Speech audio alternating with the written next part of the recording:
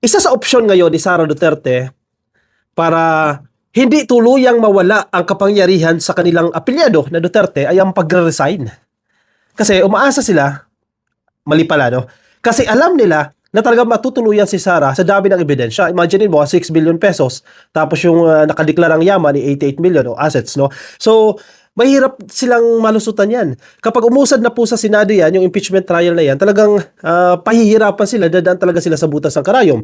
At nabulgar na yung ill-gotten wealth, yung tagong yaman ng mga Duterte. So, alam nila, sa sarili nila, talagang tutuluyan si Sara. Talagang mai-impeach si Sara at makukonvict yan dyan sa Senado. At kapag nangyari po yan, no, yung perpetual disqualification, ibig sabihin po habang buhay na siyang disqualified na tumakbo sa kahit na anong posisyon sa gobyerno, mangyayari. Which is, ayaw na ayaw ng mga Duterte yan kasi paano sila makakabalik sa kapangyarihan?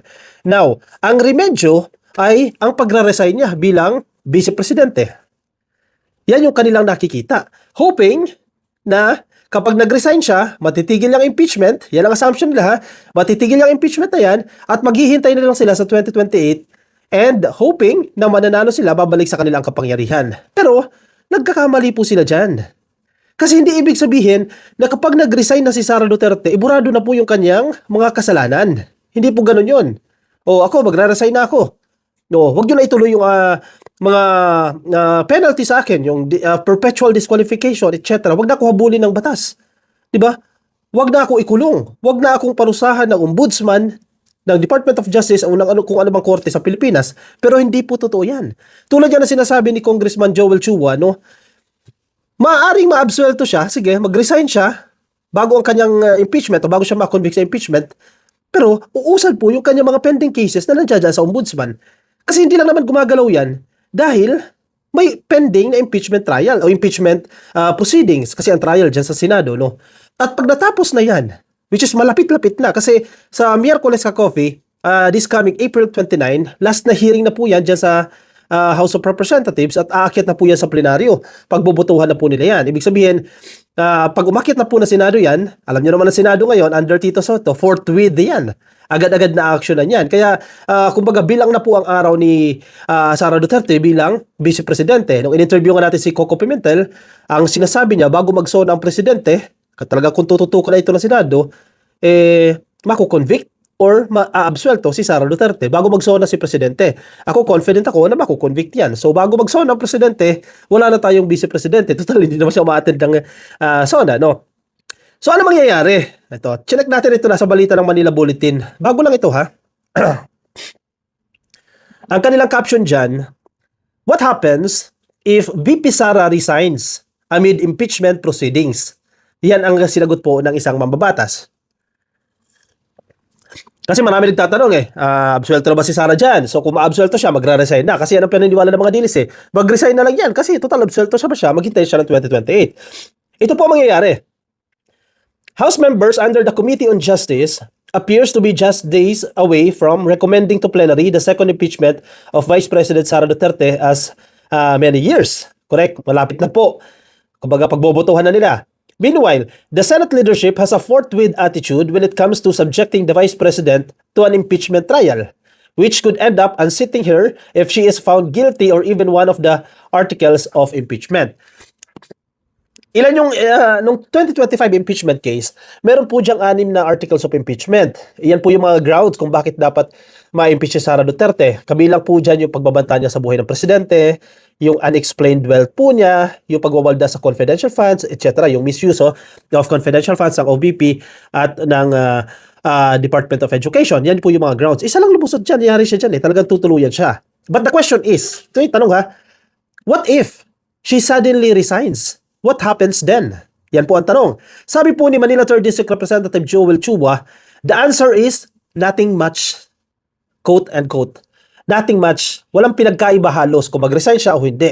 Especially in terms of Vice President Duterte using it to an escape route for her legal troubles. Kasi alam nyo naman ang mga Duterte. Alam po na ba si Sara Duterte? Gagawin lahat ng remedyo para takasan ang pananagutan. Tatakbo ng Korte Suprema, tatakbo ng Regional Trial Court para maipa-TRO yung mga subpina, ipatigil kung ano man ang proceedings, etc. Napakarami nilang pera. May pambayad sila sa napakaraming abogado para lihisan lang ang batas Takasan lang ang batas. Takasan lang ang pananagutan. So, syempre, gagawa ng paraan yan. Kapag nag-resign yan, ipanibagong issue na naman yan kasi bibihira mangyari sa Pilipinas. Another usapin na naman yan. So, ipaglalaban nila itong perpetual disqualification na parusa ng impeachment at if ever, makukonvict siya sa kaso ng ombudsman. Unang-una po, si Joel Chua nagsasabi nito ha, yung kanya pong pagre-resign ay hindi po maaabsuelto. Mag-aabsuelto sa kanya sa pananagutan. Malinaw yan ha. Mag-resign man siya, hahabulin pa rin po siya ng pananagutan dahil meron pa rin nakaumang sa kanyang kaso sa ating Office of the Ombudsman. Sabi ni Chua, miyembro po ng Justice Committee sa isa pong press conference. Isa pong batas yan, isa pong abogado yan ha. Si Chua noted that one reason why the Ombudsman has not fully moved against Duterte was that she remains an impeachable official who Congress may opt to remove via the ongoing constitutional process, but once she steps down, it's a different story.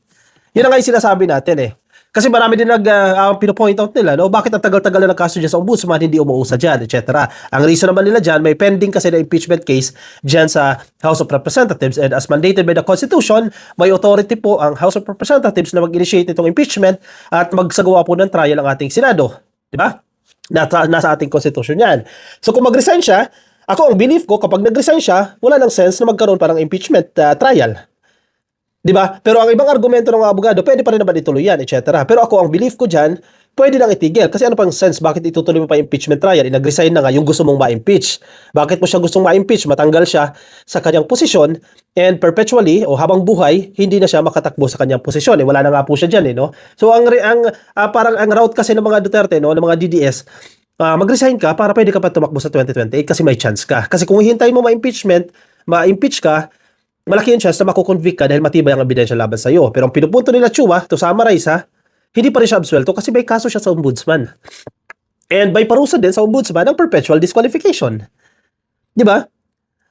Once na siya po ay nag-resign, gugulong na po ang batas. Yung tinutukoy niya ha, gugulong na po ang ombudsman. Chua, a lawyer, has stressed that the ombudsman case also carries an administrative aspect that would make resignation an incomplete and inadequate escape route, especially since Duterte is a self-declared 2028 presidential race aspirant. Sige, tatakbo ko sa 2028. Idineklara na rin Sara Duterte yan ha. O escape route niya, yung kanyang resignation. Hindi rin po siya absuelto dyan. Kasi ito pong kaso na yan, hindi lamang po sa usaping criminal aspect. Yung sa ombudsman ha. Dahil yung sa Office of the Ombudsman, meron din po itong kaakibat na administratibo. At doon sa administratibo, pwede rin pong maglabas ng perpetual disqualification. O, akala nyo ha, yung perpetual disqualification nakaakibat lang na penalty yan ng impeachment, hindi rin po. Sa kaso po ng ombudsman, may kaakibat din po yan na perpetual disqualification o habang buhay po siyang ipagbabawal na tumakbo sa kahit na ano pang posisyon sa gobyerno o mahawak na posisyon sa gobyerno. Bakit hindi dapat humawak yan si Sara? Dahil malinaw na malinaw, hindi siya tapat sa gobyerno. Hindi siya tapat sa kanyang tungkulin. Very clear yan. Sa kanyang salin lang, nagsisinungaling siya, wala siyang budget. Wala siyang cash on hand. Yun pala, may billions of pesos sa kanyang bank account. Diba? Isa pang matibay na kasinungalingan ni Sara Duterte na malinaw sa paglabag ng batas, siya po ay board director ng isang kumpanya. Habang siya po ay vice presidente. Concurrent yan ha. Bawal po yan.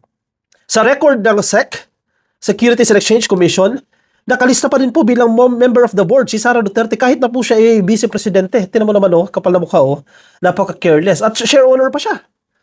Shareholder pa siya, may hawak pa siyang shares.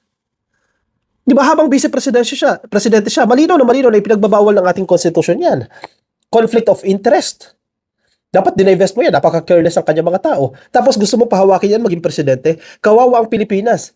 Kung lubog na ang Pilipinas, lalo pang lulubog ang Pilipinas kapag si Sara Duterte na ang naging presidente. Kasi marami pa rin pong mga tanga na butante at iboboto siya kahit malinaw na dinakawan na ang gobyerno na nagpakasasa na yan sa election funds galing sa mga drug lords at galing sa POGO operators, tapos sige pa rin kayo, Duterte pa rin kayo. Not to mention na wala naman siyang ginagawa. Not to mention na wala naman siyang accomplishment dyan sa Davao. Kung hindi lang naman dahil sa tatay niya, di ba siya makikilala? Tapos sige, Duterte pa rin kayo ng Duterte. Di ba? Malinaw na malinaw yan.